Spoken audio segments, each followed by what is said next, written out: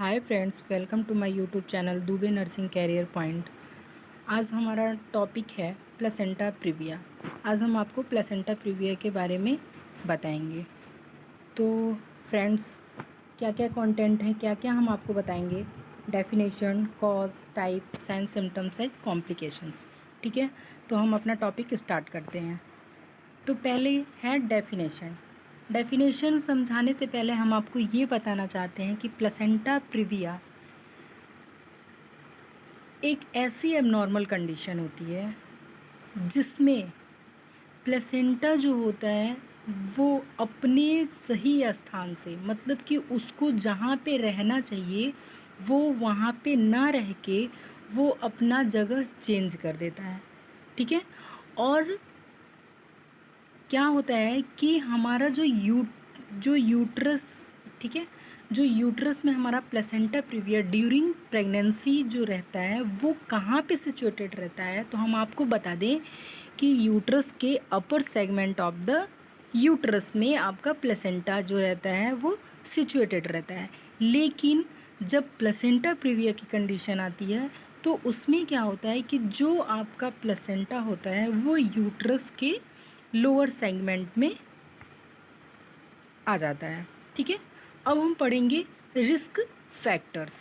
ठीक है, इसके क्या क्या रिस्क फैक्टर्स होते हैं।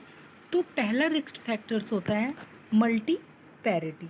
ठीक है, उसके बाद मल्टी पैरिटी का मतलब क्या होता है कि जिसके दो या दो से अधिक बच्चे हो चुके हों, या जो माँ दो या दो से अधिक बच्चों की माँ हो चुकी है, उसमें क्या होता है कि प्लेसेंटा प्रीविया के चांसेस बढ़ जाते हैं। ठीक है, नेक्स्ट है इंक्रीज मैटरनल एज। मतलब कि जिस महिला की एज 35 ईयर से ऊपर हो गई हो और वो प्रेग्नेंट हो तो उसमें भी क्या होता है कि प्लेसेंटा प्रीविया होने के चांसेस बढ़ जाते हैं। फिर है हायर एल्टीट्यूड। तो हायर एल्टीट्यूड में क्या होता है कि जब महिला, जो गर्भवती महिला है वो ज़्यादा, मतलब सीढ़ियों पे चढ़ना या ज़्यादा हैवी वर्क करना, ठीक है, उस कंडीशन में क्या होता है कि उनको प्लेसेंटा प्रीविया हो जा होने के चांसेस बढ़ जाते हैं और उनको क्या होता है कि ब्लीडिंग भी स्टार्ट हो सकती है। ठीक है, नेक्स्ट है history of previous scar in the uterus. मतलब कि कभी भी उसको पहले से किसी भी प्रकार की यूट्रस से संबंधित किसी भी प्रकार की, जैसे कि हिस्टेरेक्टोमी हो गया, मायोमेक्टोमी हो गया, मतलब ऐसे सब अगर किसी प्रकार का सर्जिकल प्रोसीजर उसके साथ हुआ हो तो उस महिला को भी प्रेगनेंसी की अवस्था में प्लेसेंटा प्रीविया हो सकता है। ठीक है, अब हमारा नेक्स्ट पेज है। अब हम आपको बताएंगे टाइप्स के बारे में। तो इसके 4 टाइप्स होते हैं। There are 4 types of placenta previa depending upon the degree of extension of placenta to the lower segment. तो ठीक है, टाइप्स के बारे में हम आपको बताते हैं फ्रेंड्स। तो इसमें जो मेनली इसके 4 टाइप्स होते हैं, तो ये किसके आधार पे होते हैं, किस पे डिपेंड होते हैं। जैसे कि पूरा प्लेसेंटा है तो प्लेसेंटा का जैसे इसको हम 4 टाइप्स में डिवाइड करते हैं, type first, type second, type third and type fourth. तो ठीक है, तो टाइप फर्स्ट में क्या होता है कि मतलब डिग्री के अकॉर्डिंग हम ऐसे पढ़ेंगे कि जैसे कि मतलब कि प्लेसेंटा का कौन सा भाग नीचे आएगा तो किस टाइप में आएगा। ठीक है, फिर इंटरनल ऑस को क्लोज करेगा तो फिर किस टाइप्स में आएगा। तो ऐसे करके हम पूरे बारी बारी से हम आपको सारे टाइप्स को डेडिकेट करेंगे। ठीक है, तो हम आपको सबसे पहले हम आपको बताना चाहेंगे कि टाइप फर्स्ट में क्या होता है, जिसको हम लो लाइंग प्लेसेंटा प्रीविया के नाम से भी जानते हैं। तो टाइप फर्स्ट में the major part of placenta is attached to the upper segment and only the lower margin encroaches onto the lower segment but not to the os। इसमें क्या होता है कि जो प्लेसेंटा का मेजर पार्ट होता है, ठीक है, जो प्लेसेंटा का मेजर मतलब बड़ा भी होता है और मेन भी होता है। ठीक है, तो मेजर पार्ट मतलब जो बड़ा वाला पार्ट होता है या जो मुख्य पार्ट होता है, मुख्य भाग जो उसका होता है वो क्या होता है कि अपर सेगमेंट में ही सिचुएटेड रहता है।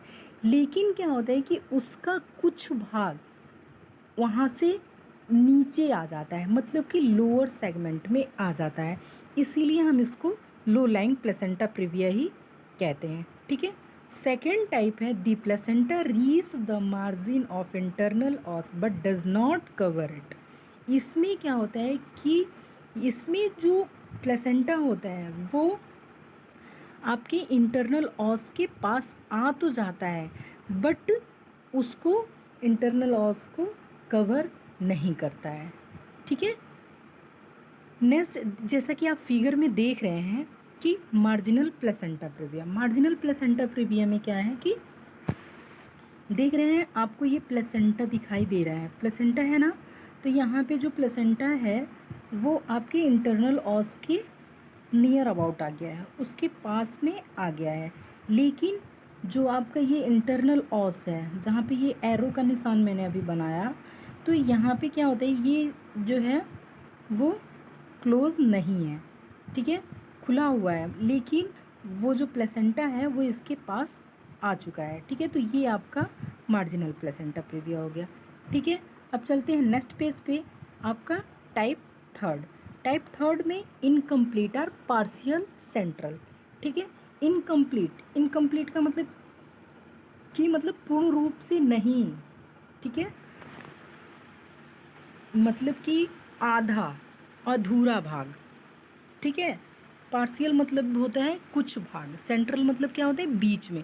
ठीक है, तो टाइप जो थर्ड होता है आपको, इसको हम इनकम्प्लीट और पार्शियल सेंट्रल के नाम से भी जानते हैं। ठीक है, इसमें क्या है कि the placenta covers, the placenta covers the internal ऑस, partially cover the internal os when close but does not entirely do so when fully dilated। ठीक है, तो इसमें क्या होता है कि the placenta covers the internal ऑस, इसमें जो प्लेसेंटा होता है, ठीक है, वो इंटरनल ऑस को कवर कर लेता है। ठीक है, लेकिन इसमें क्या होता है कि जब आपका इंटरनल ऑस जो होता है, ठीक है, जो अंदरूनी ओपनिंग जो रहती है हमारी यूट्रस की, जो अंदर वाली ओपनिंग रहती है, वो जब खुलता है तो जो भी कवर किया हुआ प्लेसेंटा का भाग रहता है, ठीक है, वो साइड हो जाता है, मतलब कि सर्विक्स के फैलने पे वो जो प्लेसेंटा होता है वो वहाँ से हट जाता है, मतलब कि इंटरनल ऑस को वो छोड़ देता है। ठीक है, कवर नहीं कर पाता है उस समय। अब आप नेक्स्ट पढ़ेंगे लास्ट टाइप फोर्थ, सेंट्रल और टोटल, मतलब कि पूरी तरीके से इसको कवर कर लेना। तो इसमें क्या है, the placenta completely covers the internal ऑस even after it is fully dilated. इसमें क्या होता है कि प्लेसेंटा कंप्लीट रूप से, ठीक है, कंप्लीट रूप से इंटरनल ऑस को कवर कर लेता है even after it is fully dilated.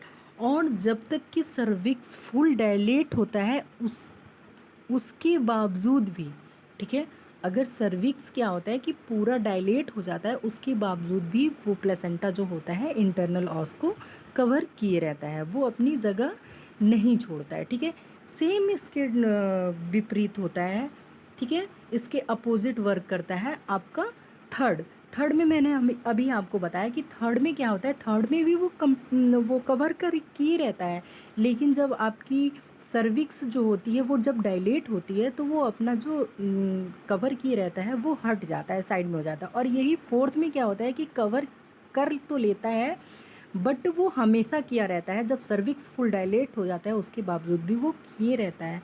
ठीक है, उसमें क्या कंडीशन आ जाती है कि जब बेबी डिलीवर्ड होने लगता है तो फिर बेबी का प्रेजेंटिंग पार्ट बाहर ना आके प्लेसेंटा ही बाहर आने लगता है। ठीक है फ्रेंड्स, अब हम आपको दिखाएंगे कि कैसे कैसे फर्स्ट और सेकेंड थर्ड फोर्थ में आपका कैसे डिग्री ऑफ प्लेसेंटा प्रीविया। तो आप देखिए डिग्री ऑफ प्लेसेंटा प्रीविया में ये जो फर्स्ट है, फर्स्ट आपका क्या है, लो लाइंग प्लेसेंटा प्रीविया। तो लो लाइंग, जैसा कि मैंने आपको बताया कि फर्स्ट में लो लाइंग प्लेसेंटा प्रीविया में क्या होता है कि जो आपका प्लेसेंटा होता है वो थोड़ा सा ही, उसका जो मेन पार्ट रहता है वो तो अपर सेगमेंट में ही रहता है, लेकिन जो आप उसका मार्जिन पार्ट रहता है, मतलब जो मतलब कि जो मतलब मेन पार्ट जो रहता है वो तो आपका अटैच ही रहता है, लेकिन उसके अलावा जो नीचे वाला पार्ट रहता है वो मतलब थोड़ा सा क्या होता है कि नीचे आ जाता है, ठीक है, लेकिन इंटरनल ऑस के पास वो नहीं आता है। अब आपका सेकंड में है मार्जिनल। मार्जिनल में क्या होता है कि वो आपके एकदम इंटरनल ऑस के पास में आ जाता है।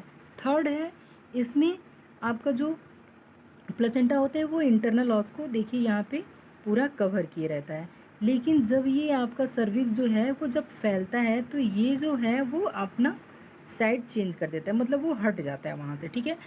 जैसा कि फोर्थ में देख रहे हैं आप, इसमें क्या होता है कि कम्प्लीटली ये क्लोज है, इसको कवर किया हुआ है, ठीक है। तो ये कवर किया है, लेकिन ये जब सर्विक्स डायलेशन होता है ना, जब सर्विक्स फुल डायलेट हो जाएगा तब भी ये इसको कवर किया रहेगा, ठीक है। अब इसमें क्या होगा, अब मान लीजिए यहाँ पे बेबी है, तो ठीक है, जब प्लेसेंटा नीचे आ गया तो क्या होगा, जब बेबी जब जब मान लीजिए लेबर हो रहा है तो क्या होगा, बेबी पहले नहीं डिलीवर्ड होके आपका प्लेसेंटा डिलीवर्ड होने लगेगा, ठीक है। अब हम आपको बताएंगे इसके साइन सिम्टम्स के बारे में। तो इसके साइन सिम्टम्स में क्या है, पहले वजाइनल ब्लीडिंग, ठीक है।